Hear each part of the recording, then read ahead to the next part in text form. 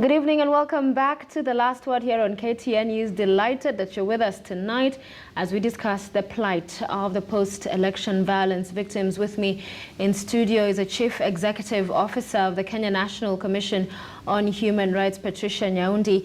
And before we went on break, we've canvassed quite a bit this evening. I want us, before we move on from this, your view, will the victims of PV ever get justice?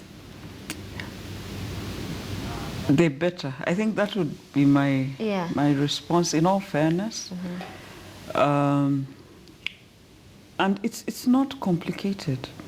It's really not complicated, and it just takes, once the decision is made. Look at what happened to those who were evicted from the Rift Valley.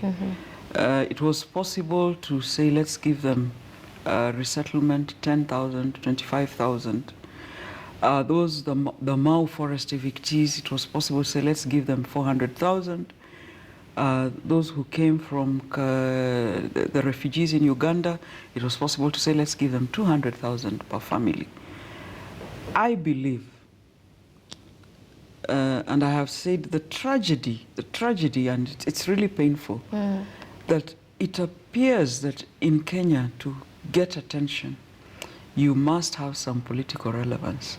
So that's what bothers me about this, because the Mau evictees, there was some political pressure there, conversation there. They got, their issue got addressed very quickly. Those who were displaced from the Rift region, some political weight to their issue. There's some degree of compensation. Now, I would want to ask those of us with a conscience in this country, are we saying that victims of sexual and gender-based violence have no political relevance to us? Is that the reason? And if that is the reason, then we are to be pitied. If the only reason we are not dealing with this issue is that it does not have political value, I think we are to be greatly pitied as a country. I think that any country worth that name that has unifying issues. You know, when I participated in the TGRC, the first hearings we had in Garissa, we asked the people to stand up for the national anthem. We sang the national anthem, and when we sat to take the first witness, he said, we rose, but when we sing the national anthem, we are pained because we don't feel Kenyan. Wow. I think that should bother us, that there's that kind of sentiment in this country, and that sentiment arises on account of someone feels my issue is not a concern of the people in Nairobi. Right. So, you know, what we did in the Constitution was to set up an equalization fund. The idea, and even devolution, was to say your rights as a citizen are not determined by your distance from Nairobi. Okay, so that if the nearer you are to Nairobi, the more you enjoy the fruits of independence. They'll fall near you, yeah. Okay, that's why we said, let's have devolution, let's have this equalization fund. Okay. In the same breath, I think we need to say, for the sake of our country, anyone who has suffered on account of executive excesses, on account of politically instigated violence, on account of impunity, on account of state inaction, that person, we owe them as Kenyans, as this country owes them the right to truth, the right to justice. Okay. And they shouldn't be pleading.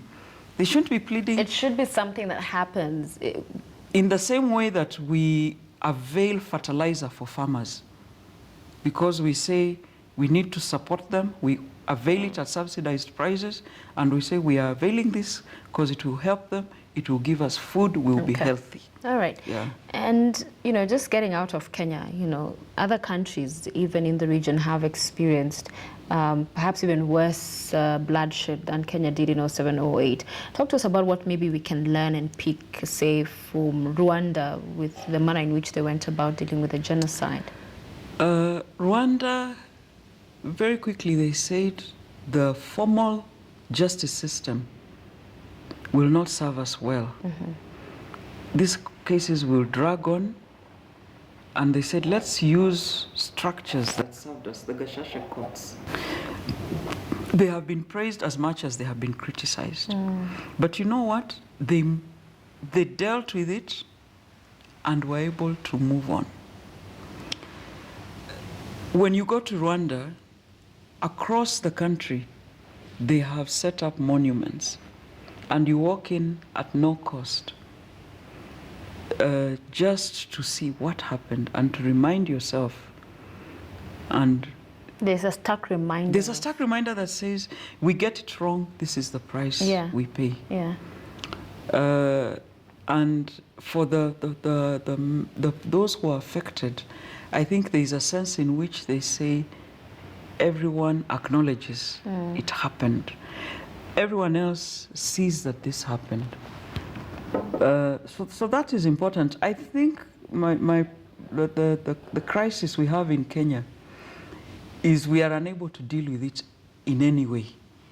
We are unable to hold the perpetrators to account. We think that they have too much political dynamite that we don't want to explode.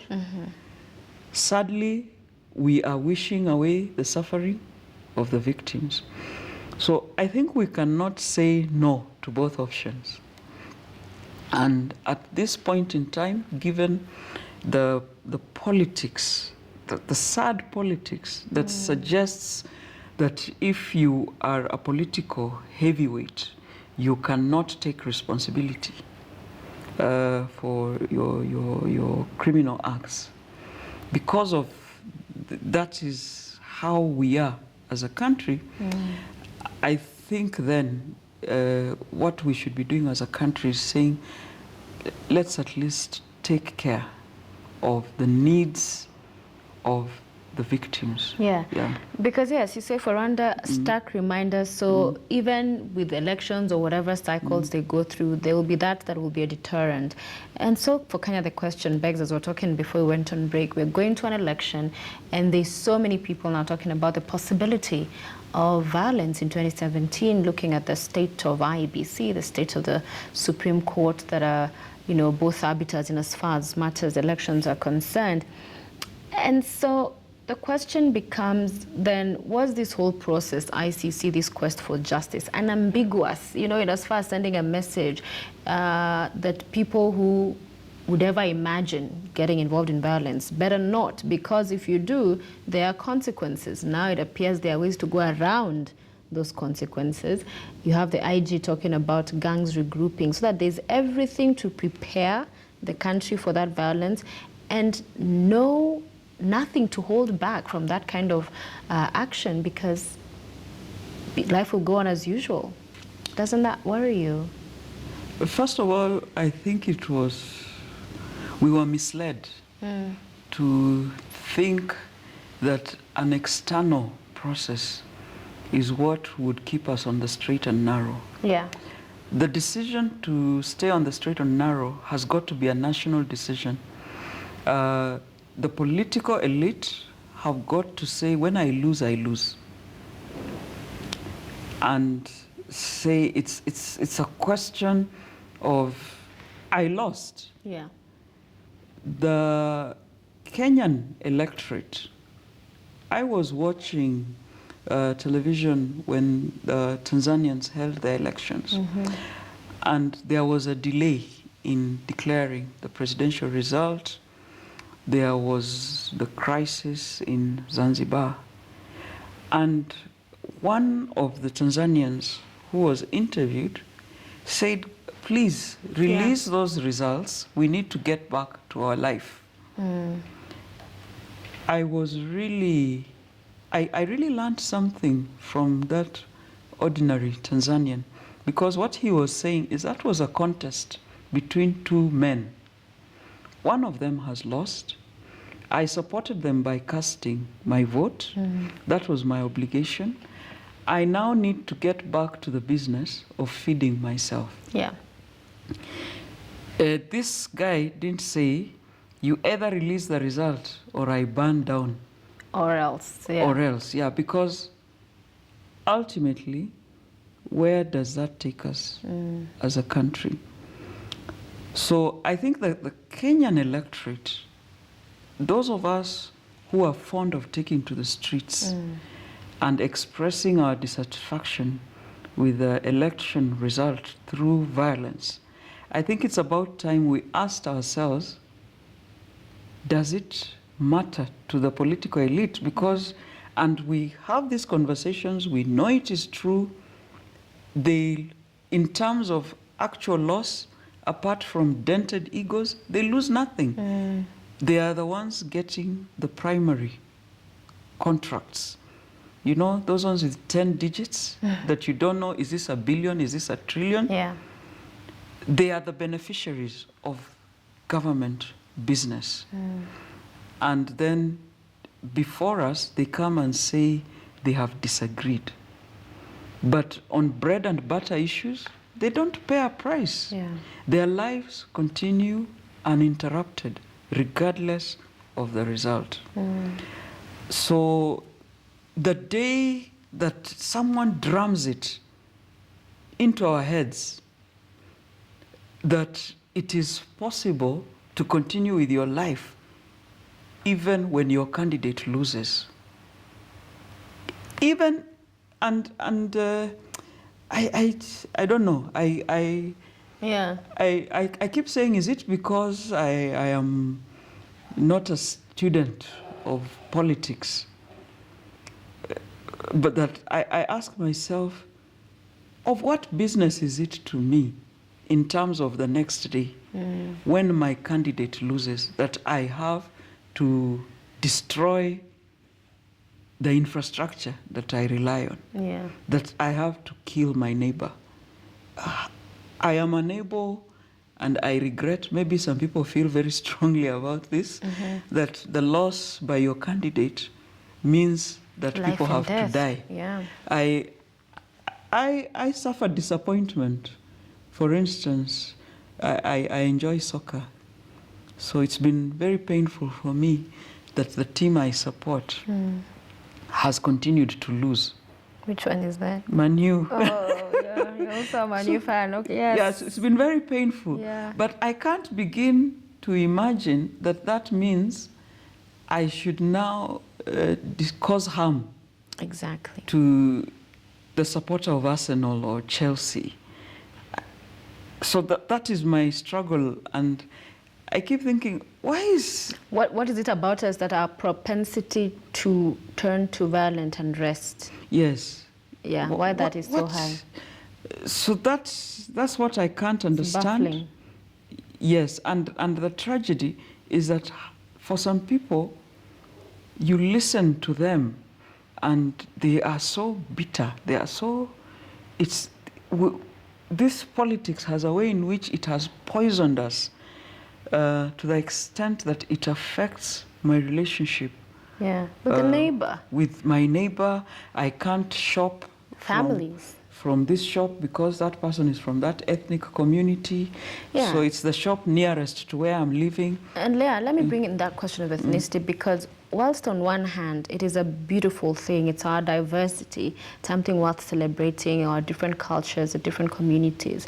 But on the other hand, there are those who have opined that it is this, we have several communities, 47 different, and that in itself also is a curse, in the sense that then our ethnicity and our beliefs and our politics and the manner in which we practice them with our leaders leading that campaign are so divisive. There's a line drawn, and then it becomes about, as you were saying, this, if it doesn't go this way, then it means we are not going to eat, they're going to eat, so we need to make sure we eat, because if we don't eat, it's going to be a problem.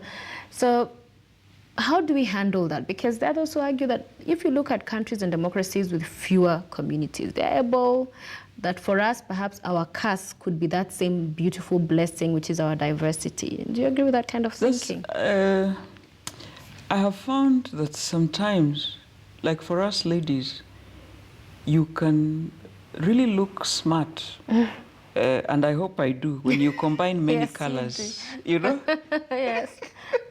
Isn't it? And so there's a way in which diversity is beauty. Yeah. The truth is that for us as a country, we've refused to come out of that colonial mindset that says we are competing for resources. Because that's our colonial heritage. Someone told us, if you're from this community, you benefit. If you come from that region, you don't. And even after independence, instead of saying we are all Kenyans, we are still colonized in our thinking. Right. And we appear to think this is different. But when you come to our estates, we are in inter-ethnic marriages. We draw water from rivers, different communities. So the truth of the matter is that for real life issues, we don't divide ourselves along ethnic lines. But anytime there is a competition for a resource, the only way that we can think to divide it is along ethnic lines. Right.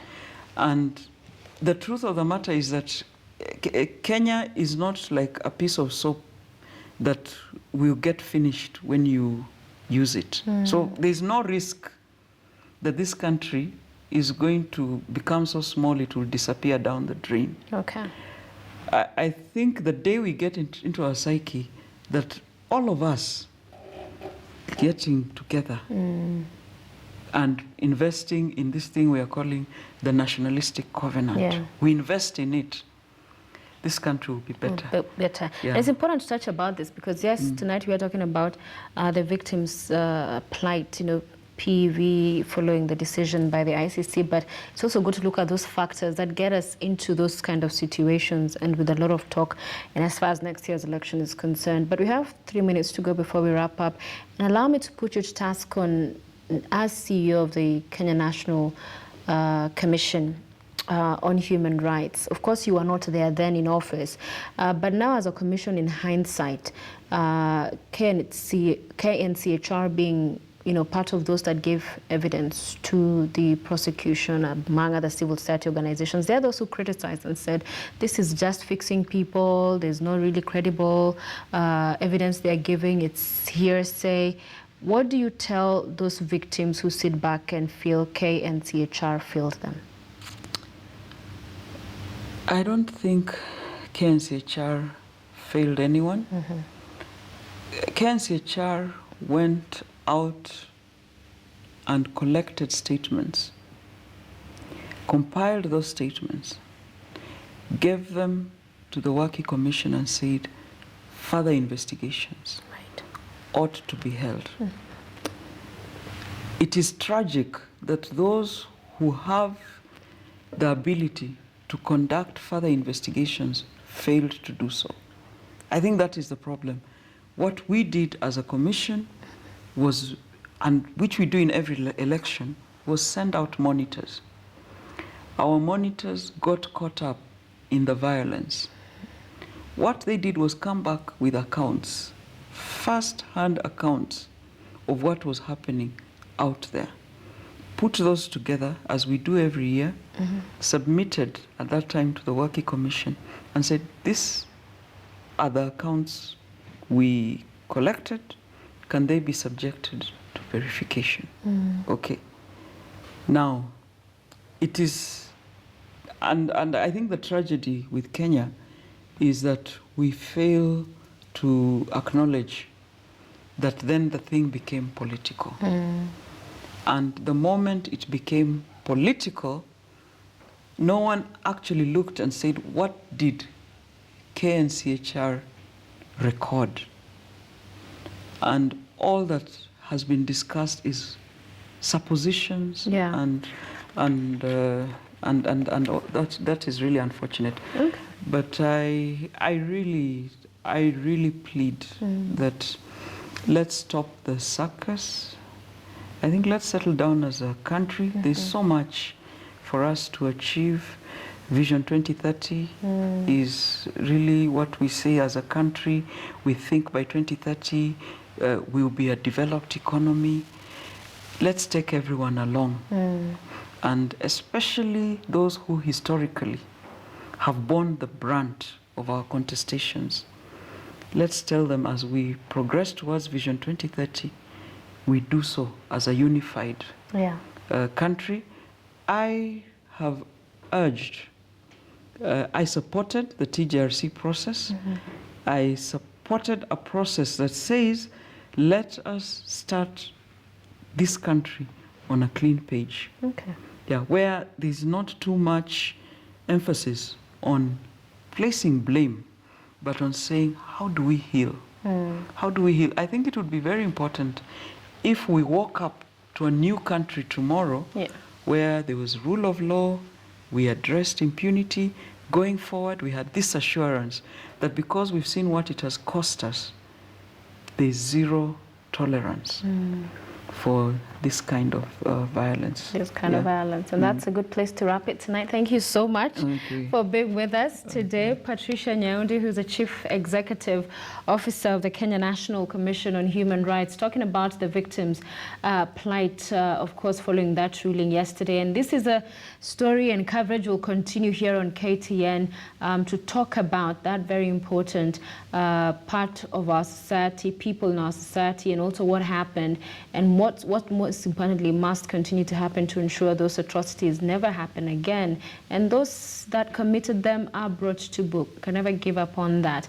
And we'll wind up with the words of Angelina Jolie, who is an actress. And she said, I am a strong believer that without justice, there is no peace. At least, no real peace anyway. That's the last word. Thank you for watching. I'm Sophia Wanuna. Good night.